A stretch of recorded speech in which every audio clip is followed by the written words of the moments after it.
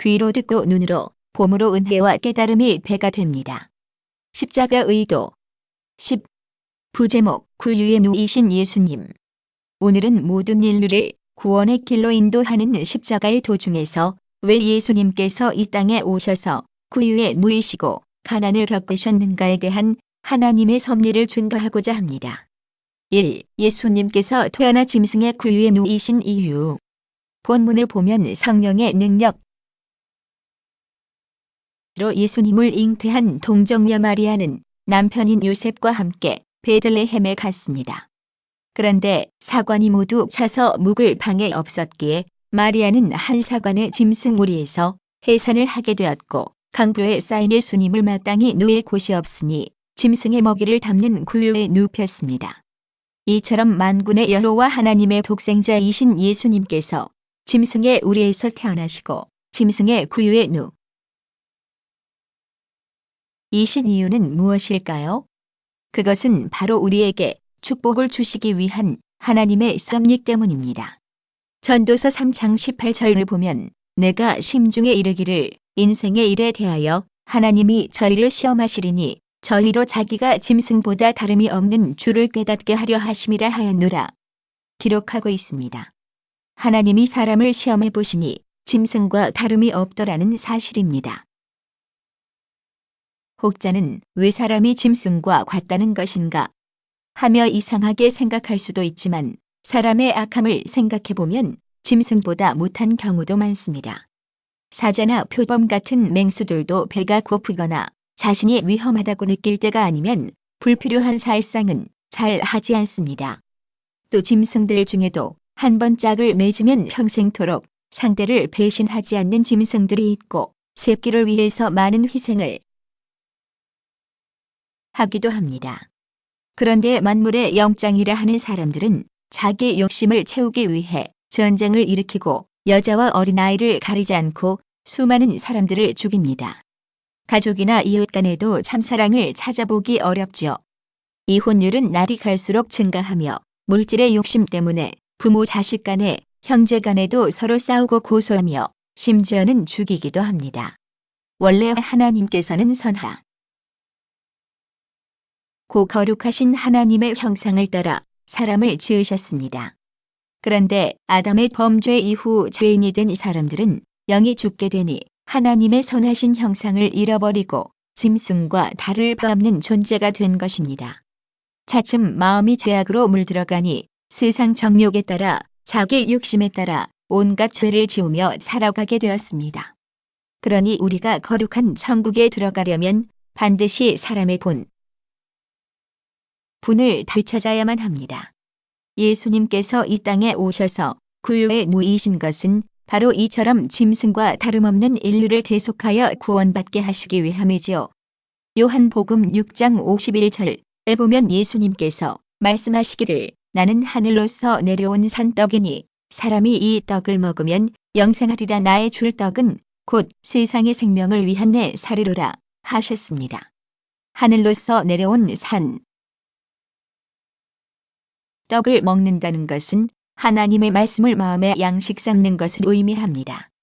사람의 몸의 양식을 먹어야 살아갈 수 있는 것처럼 사람의 영도 영의 양식을 먹어야 살 수 있지요.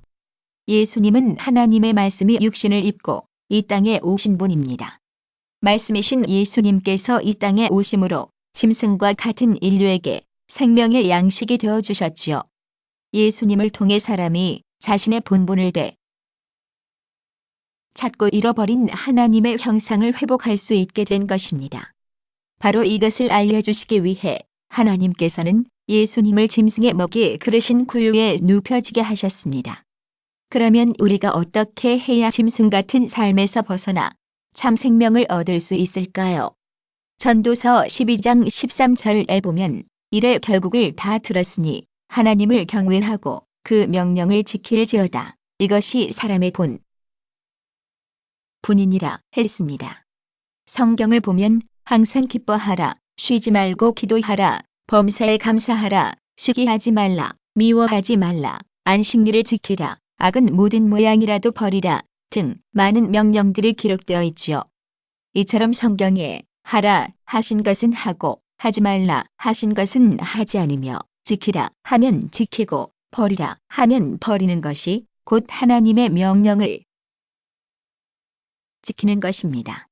많은 사람들이 성경 말씀대로 행하라고 하면 그 명령들을 어떻게 다 지키란 말인가, 신앙생활하기가 너무 힘들다 말하는데 하나님께서는 결코 우리를 힘들게 하시려는 것이 아닙니다. 세상의 부모들이 자녀를 사랑하여 열심히 공부해라, 깨끗하게 씻어라 하며 사람의 도리를 가르치듯이 하나님께서도 사람의 본분을 다하도록 알려주시는 것입니다. 하지 말라 명하시는 것들은 시험 환난을 당하지 않고 지옥에 가지 않도록 하기 위하며 행하라는 것은 축복받고 응답받으며 천국에 갈 수 있기 때문이지요. 이러한 하나님의 사랑을 밝히 깨달아 마음 중심에서 하나님을 경외하며 그 명령을 지켜 행함으로 잃어버린 하나님의 형상을 온전히 되찾고 영생복락을 누릴 수 있어야 하겠습니다. 2. 우리의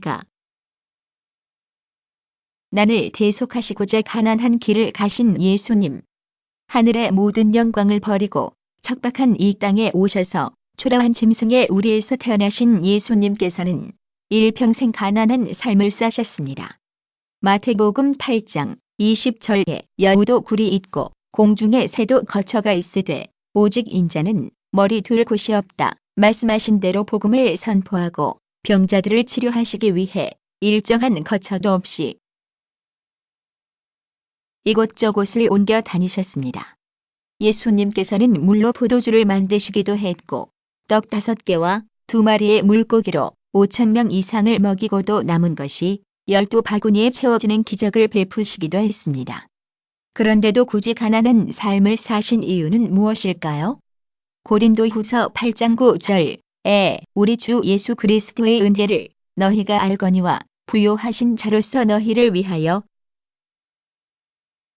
가난하게 되심은 그의 가난함을 인하여 너희로 부요케 하려 하심이니라 말씀하신 대로 우리에게 부요의 축복을 주시기 위함입니다. 처음부터 사람에게 가난의 고통이 있었던 것이 아닙니다. 에덴 동산에 살 때는 모든 것이 풍성했고 땅이 풍성한 과실을 내므로 그냥 따먹기만 하면 되었지요. 그런데 아담이 범죄한 후로는 사람과 함께 만물도 저주를 받게 되었고 땅은 가시덤불과 엉겅퀴를 내므로 땀 흘려 경작을 해야 식물을 얻을 수 있게 되었지요. 이처럼 모든 사람이 가난을 겪는 것은 첫사람 아담의 범죄로 인한 저주 때문이기에 예수님께서 가난을 대속해 주시고자 친히 가난한 길을 가신 것입니다. 혹자는 하나님께 물질의 축복을 구하는 것이 잘못된 것이라고 말하지만 성경에는 하나님께서 우리를 부요케 하신다는 수많은 복의 말씀이 있습니다. 또한 믿음의 조상 아브라함을 비롯하여 이삭이나 야곱, 요셉, 다니엘 등 하나님을 경외하며 그 말씀에 순종했던 사람들은 풍성하고 부요한 삶을 누렸던 것을 볼 수 있지요. 우리도 가난을 대속하신 주님의 은혜 속에서 부요함의 축복을 받을 수 있어야 합니다. 물론 물질의 욕심을 가지고 구하는 것이 아니라 구제하고 선교하며 성전을 건축하는 등 선한 일에 사용하며 하나님의 영광을 위해 구해야 하지요.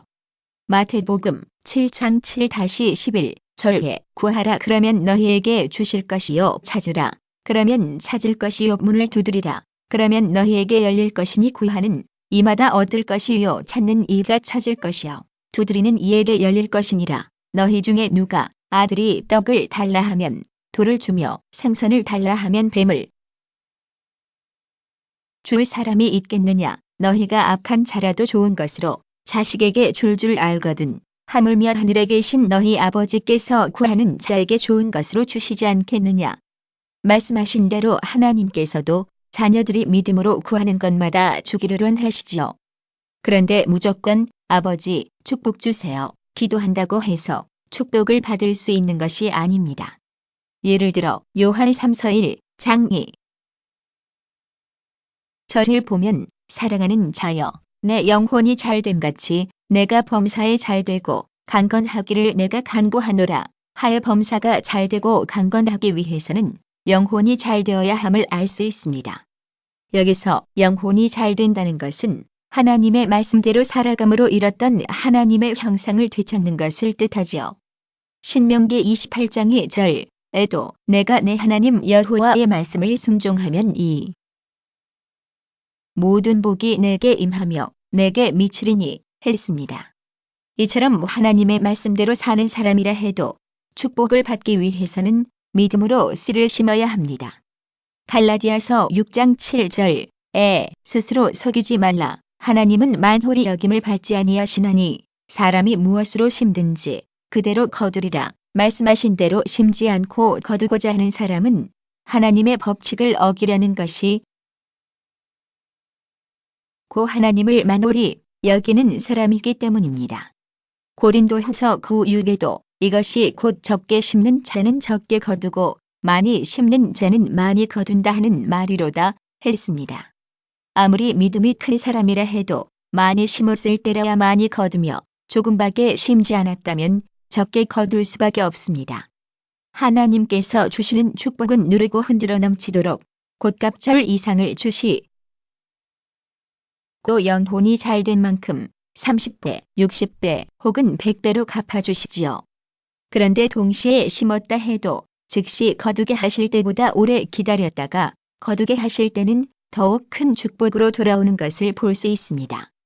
콩나물 같은 것은 금방 자라나지만 비싼 과실이나 인삼 같은 것은 수확을 하기까지 오랜 시간을 기다려야 하는 것과 마찬가지이지요. 어떤 사람은 가난하여 하나님 앞에 심고 싶어도 심을 것이 없으므로 안타까워하는 경우를 봅니다. 그러나 많이 심는 자가 많이 거둔다는 말은 단지 그 액수나 분량을 의미하는 것이 아닙니다. 하나님께서 받으시는 것은 물질 자체가 아니라 그 안에 담긴 중심의 향인 것입니다. 하나님께서는 각 사람이 어떤 중심으로 심었는지, 얼마나 사랑과 믿음으로 심었는지를 다 아십니다. 마가 복음 12장에는 두렛돈을 드린 과부에 대한 기록이 나옵니다. 예수님께서 연복회 앞에서 많은 사람들이 헌금하는 것을 보고 계시다가 겨우 두렛돈을 드린 가난한 과부를 보고 구차한 중에 자신의 소유를 다 드린 그가 다른 모든 사람들보다도 많이 드렸다고 칭찬을 하셨습니다. 이처럼 하나님께서 받으시는 것이 중심의 향이라는 사실을 기억한다면 어느 누구도 나는 가난해서 심을 것이 없다 말할 수는 없을 것입니다. 물론 물질로 심었다 해서 물질로만 갚아주시는 것이 아닙니다. 당장 물질로 주시지 않아도 영혼이 잘되게 하시는 축복이 참된 축복이지요. 이방인이면서도 하나님을 경외하여 구제를 많이 했던 고넬료는 온 가족이 구원받는 은총을 받았으며 열심히 선행과 구제를 쌓았던 도르가라는 여인은 죽었다가도 기도받고 다시 살아나는 체험을 하기도 했지요. 사랑하는 성도 여러분, 하나님의 아들이신 예수님께서 짐승의 우리에서 태어나 짐승의 구유에 누이신 것은 짐승과 같은 사람들에게 생명의 양식이 되어주시기 위함이라 했습니다. 또한 천지 만물의 주인이신 예수님께서 이 땅에서 가난하게 사신 것은 사람들의 가난을 대속하고 부유하게 하시기 위함이지요. 그러므로 부유케 하시며 축복 주시기를 원하시는 하나님의 사랑과 섭리를 깨달아 예수 그리스도를 믿음으로 사람의 본분을 행하며 영육간의 마음껏 축복을 받아 하나님께 영광 돌리시기를 주님의 이름으로 축원합니다. 주변 분들에게 많이 알려주셔서 함께 은혜 나눌 수 있도록 부탁드립니다. 구독 눌러주시고 좋아요 눌러주세요.